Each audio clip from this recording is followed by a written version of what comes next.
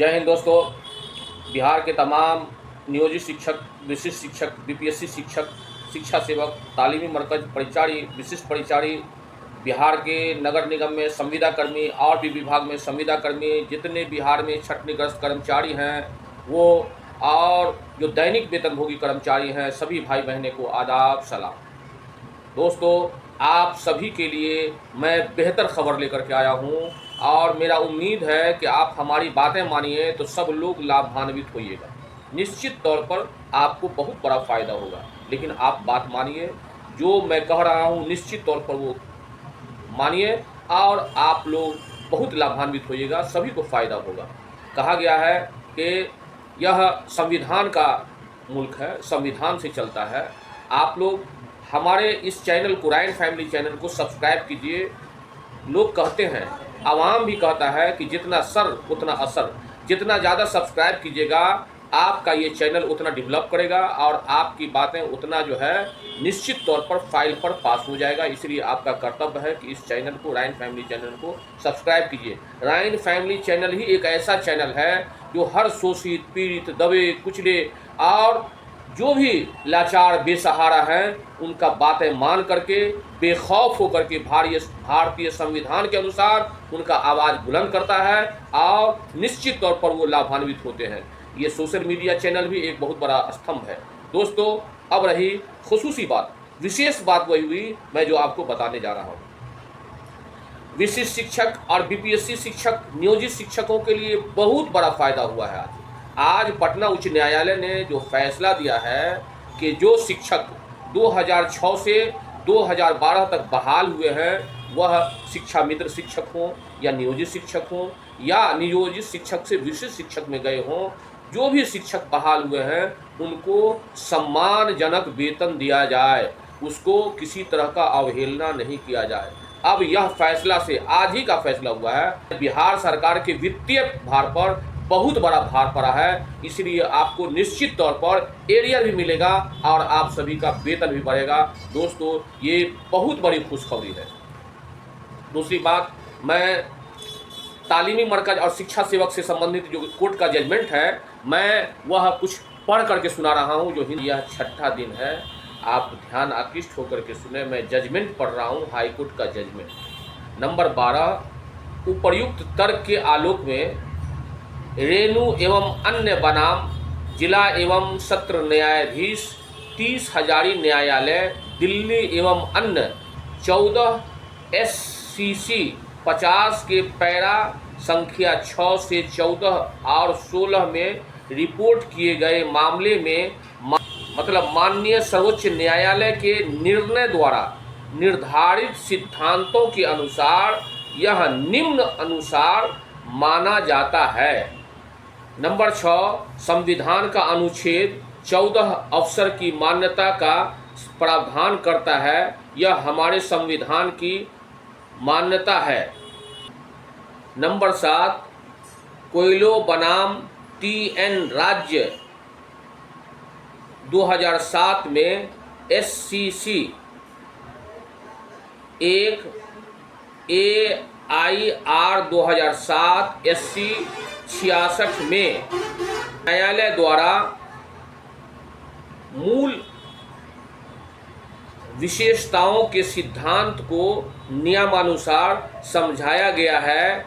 SCC पृष्ठ संख्या 108 para 141। Number 4, मूल ढांचे का सिद्धांत यह माना जाता है कि संविधान के कुछ भाग या पहलू है जिनमें अनुच्छेद 15, अनुच्छेद 21, अनुच्छेद 14 और 19 शामिल है, जो मूल, जैसा कि आप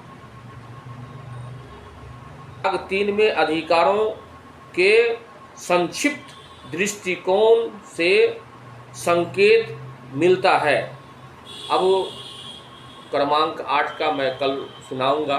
दोस्तों, यह वीडियो को ज़्यादा से ज़्यादा शेयर कीजिए। अब मैं आखिर बात में सभी के लिए बेहतर बताता हूँ। दोस्तों, हम जिस स्टेट में हैं, बिहार राज्य में हैं या जिस मुल्क में हैं, यह मुल्क संविधान से चलता है। यह मुल्क बिहार विधानसभा, बिहार विधान परिषद और कानून से चलता है।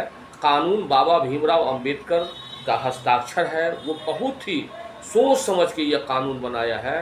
दोस्तों, आप चाहे जिस क्षेत्र में हो, आप अपना जन समर्थन में, जनहित में, लोकहित में जिनको वोट देते हैं 5 वर्ष के लिए, उसका एक ताकत और कानून वह लोग मिल करके विधानसभा, विधान परिषद में बनाते हैं।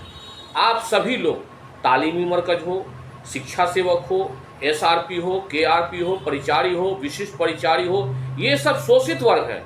गवर्नमेंट ऑफ बिहार में एक साल तक ट्रेनिंग किए हुए हैं सर्व शिक्षा अभियान के तहत स्वयंसेवी लोग, ये माने प्रशिक्षण प्राप्त हैं।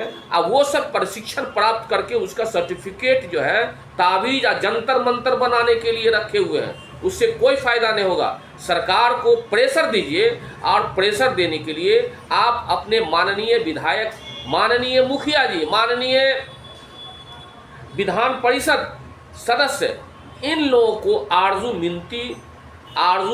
विनती करते हुए अपना शोषित बातों को उनको समझाइए कि महोदय, ये सत्र चल रहा है, हम लोगों का बात उठाइए। और निश्चित तौर पर ये सत्र चल रहा है, अभी बहुत बड़ा मौका है, 2025 का इलेक्शन आने वाला है, सभी लोग समायोजन कीजिएगा। चूँकि माननीय नीतीश कुमार 12 विधानसभा में पूरा जोर दे करके हंगामा किए हैं, और क्षेत्र में भी बोल रहे हैं मैं 1 लाख युवाओं को रोजगार दूंगा।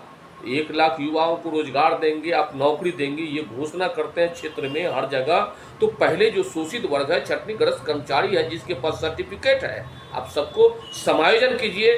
चाहे तालीमी मरकज हो, या शिक्षा सेवक हो, या परिचारी, विशिष्ट परिचारी पैनल अभ्यर्थी हो, या एसआरपी हो, केआरपी हो, दैनिक वेतन भोगी कर्मचारी हो, संविदा कर्मी हो, या जो भी बिहार में कार्यरत कर रहे हैं, बिजली विभाग में, इलेक्ट्रिक विभाग में भी बहुत से डेली वेजेज में कर रहे हैं, सभी को समायोजन किया जाए। दोस्तों, आप निश्चित तौर पर 5 आदमी, 6 आदमी, 10 आदमी मिल करके माननीय विधायक जी को प्रणाम कर करके अपनी पीड़ा बताइए, आपका इलाज वही करेंगे। और निश्चित तौर पर सब प्रेशर देगा तो निश्चित तौर पर विधानसभा, विधान परिषद में आपका बात पास हो करके आपको सभी को समायोजन हो जाएगा। निश्चित तौर पर आप लोग लाभान्वित होंगे। दोस्तों, और शिक्षकों की ये भी आखिर में खबर है, आप सभी को मालूम होना चाहिए कि पता नहीं डॉक्टर एस सिद्धार्थ साहब इस्तीफा दे दिए हैं। ये शिक्षा विभाग कितना बेहतरीन अब लॉ इन ऑर्डर था, वो बहुत कार्य किए, उसके एक आदेश से विभाग थर थर कांपता था, और वो जो है इस्तीफा दे दिए हैं। उनको भी जो है राजनीति में जाने का ख्याल है, और वो भी इलेक्शन लड़ेंगे। तो ठीक है, इलेक्शन लड़िए डॉक्टर एस सिद्धार्थ साहब, आपको मुबारक हो, कांग्रेचुलेशन हो। लेकिन डॉक्टर एस सिद्धार्थ साहब अभी पावर में हैं, और माननीय नीतीश कुमार, डॉक्टर श्री सुनील कुमार साहब मंत्री हैं, उनको मैं कहना चाहता हूं कि आप ओल्ड पेंशन स्कीम बिहार में लागू कर दीजिए, क्योंकि यह पेंशन बुढ़ापे का हथियार है। दोस्तों, अब अपनी बातों को मैं विराम देता हूं, इजाज़त दीजिए। जय हिंद, जय भारत।